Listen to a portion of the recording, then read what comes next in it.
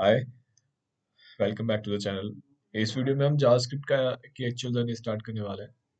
क्यों जावास्क्रिप्ट इतनी इंपॉर्टेंट है, इसकी क्या हिस्ट्री है, ये कैसे बनी है, क्यों उसको बनाने की जरूरत पड़ी। ठीक है, तो चलिए शुरू करते हैं। So why JavaScript? पेन चल रहा है, पेन मेरा नहीं चल रहा। So why JavaScript?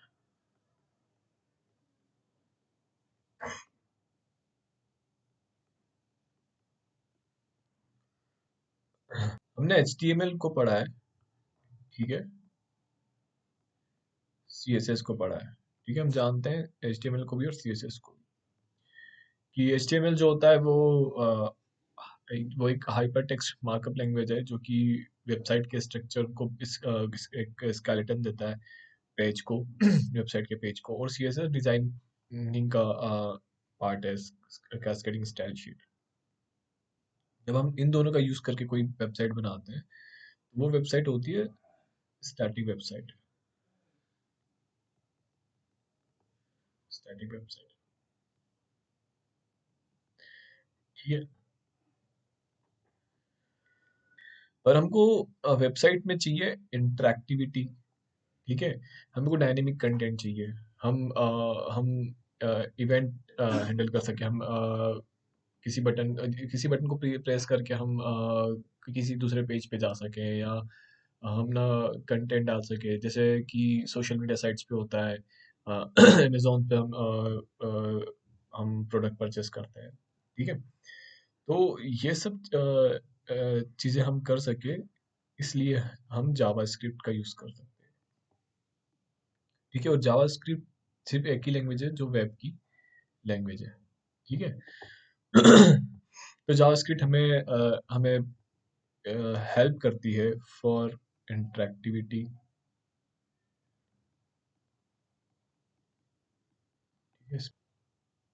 Interactivity, dynamic content,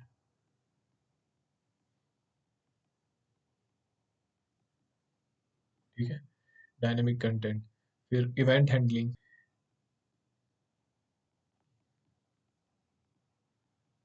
ठीक है, इवेंट हैंडलिंग। और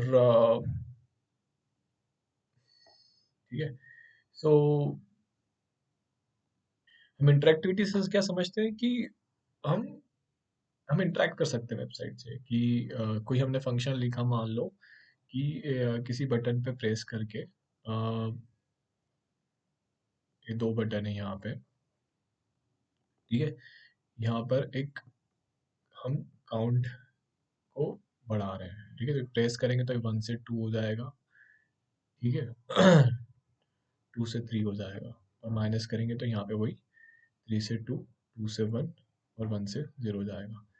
तो ये जब हम ये इंटरेक्टिविटी है, ठीक है। डायनेमिक कंटेंट जो कि ये हो ही रहा है ना। ऑन प्रेस पे कंटेंट चेंज हो रहा है, ठीक है।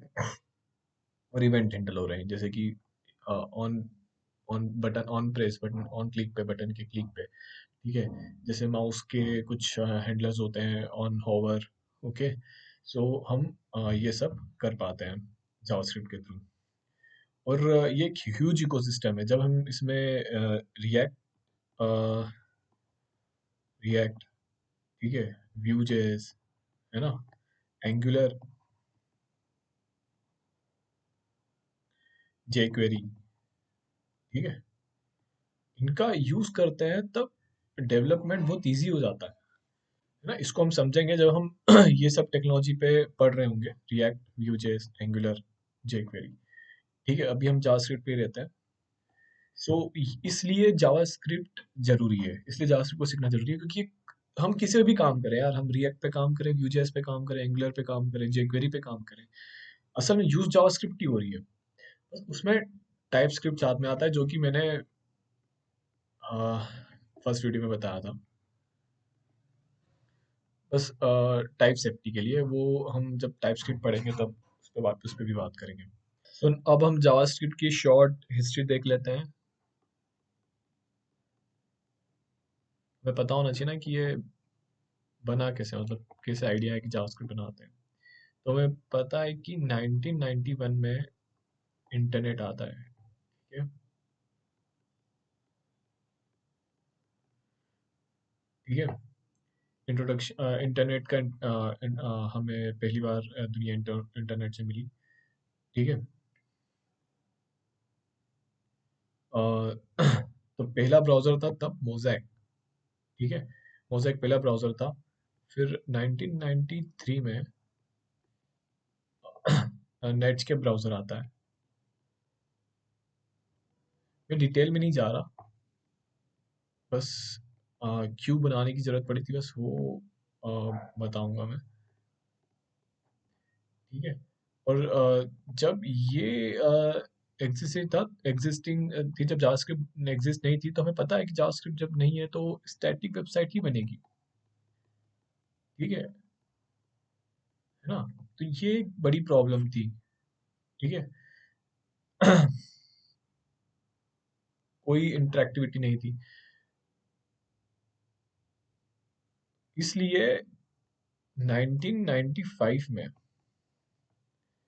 नेटस्केप ने 1995 में नेटस्केप ने ब्रेडन ईच को हायर किया। ठीक है, ब्रेडन ईच को हायर किया और इन्होंने सिर्फ 10 डेज में इन्होंने एक नई स्क्रिप्टिंग लैंग्वेज बना दी, जिसका नाम था मोचा। ठीक है। अब बाद में इसका नाम चेंज हुआ मोचा से लाइव स्क्रिप्ट। ठीक है, मोचा से लाइव स्क्रिप्ट। और मोचा से लाइव स्क्रिप्ट। और जावा स्क्रिप्ट का नाम जावा स्क्रिप्ट इसलिए पड़ा, बस ये एक सिंपल मार्केटिंग स्ट्रेटेजी थी। तो बस और कोई जावास्क्रिप्ट का कोई लेना देना नहीं है जावा लैंग्वेज से। ये बस एक सिंपल मार्केटिंग स्ट्रेटेजी थी उस वक्त, क्योंकि उस वक्त जावा बहुत पॉपुलर थी। ठीक है। बाद में क्या किया कि माइक्रोसॉफ्ट ने अपनी एक अपना खुद का वर्जन बना दिया जे स्क्रिप्ट के नाम से। ठीक है। इससे क्या हो गया, और कंफ्यूजन बढ़ गया। ठीक है। तो इसलिए जावास्क्रिप्ट को स्टैंडर्डाइज करने के लिए इकमा इकमा ऑर्गेनाइजेशन को दिया गया, और फिर इकमा इससे फिर ये इकमा स्क्रिप्ट बनती है, मतलब इसका को नाम है इकमा स्क्रिप्ट। तो आज हम जो मॉडर्न जावास्क्रिप्ट पढ़ते हैं वो इकमा स्क्रिप्ट वर्जन पर बेस्ड होती है। जैसे ES5 हम सुनते हैं ना कि ये ES5, तो ये इसलिए इसके ऐसे नाम होते हैं ES5, ES6, ES2020 etc। ठीक है। सो अब हमने ये सब तो पढ़ लिया। ठीक है, अब हम आते हैं हमारे मेन पार्ट पे, जो हमें जिसके लिए आप सब यहाँ पर हो। ठीक है। जावास्क्रिप्ट को लिखे कहाँ? ठीक है ना, मतलब जैसे मैंने बताया कि जावास्क्रिप्ट को हम ब्राउजर पे जावास्क्रिप्ट को हम ब्राउजर पे लिख सकते हैं। ठीक है, तो कहाँ लिखेंगे? तो सिंपली आपको अपना सिंपल अपने को अपना आपको अपना ब्राउजर ओपन करना है। ठीक है। और इंस्पेक्ट पे जाना है, और ये कंसोल। ठीक है। आप बस यहाँ पर जावास्क्रिप्ट को रन कर सकते हो, लिख सकते हो, आउटपुट देख सकते हो। ठीक है, हम समझेंगे इसको VS कोड में हम कैसे लिखेंगे, ये हम आने वाले वीडियोस में देखेंगे। तो बस हम अपना आज पहला कोड देख रहे हैं जावास्क्रिप्ट का, कि जैसे हम सी में सबसे पहला कोड लिखते हैं किसी प्रिंट कराने के लिए, जो हमारा सबसे पहला कोड होता है। तो इसमें प्रिंट कराने के लिए कंसोल डॉट लॉग का यूज़ करते हैं, ब्रैकेट। ठीक है। और ये हेलो जैस,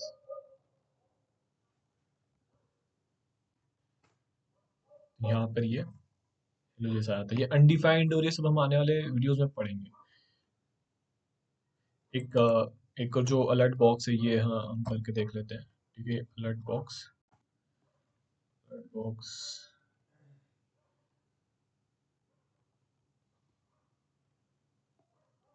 सॉरी, अरे अलर्ट बॉक्स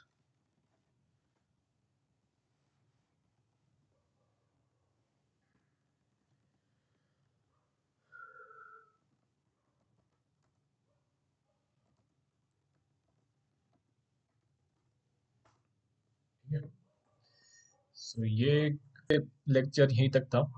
हम आने वाले वीडियो में अब जावास्क्रिप्ट को स्टार्ट करेंगे। ठीक है, इसके हर एक टॉपिक को स्टेप बाय स्टेप समझेंगे। तो यदि आपको लेक्चर पसंद आया होगा तो हिट लाइक बटन, और यदि सब कुछ सही लग रहा हो तो प्लीज सब्सक्राइब चैनल। मिलते हैं नेक्स्ट वीडियो में। Thank you.